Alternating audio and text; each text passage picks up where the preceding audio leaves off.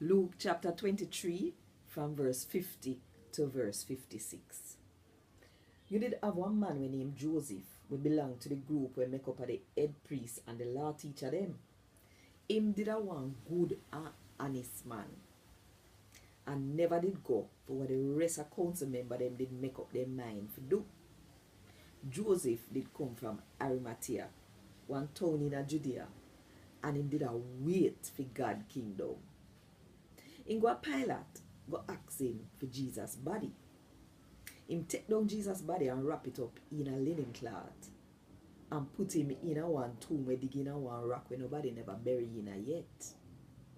I did the day when the Jew them would get things ready for the Sabbath with the boat for start.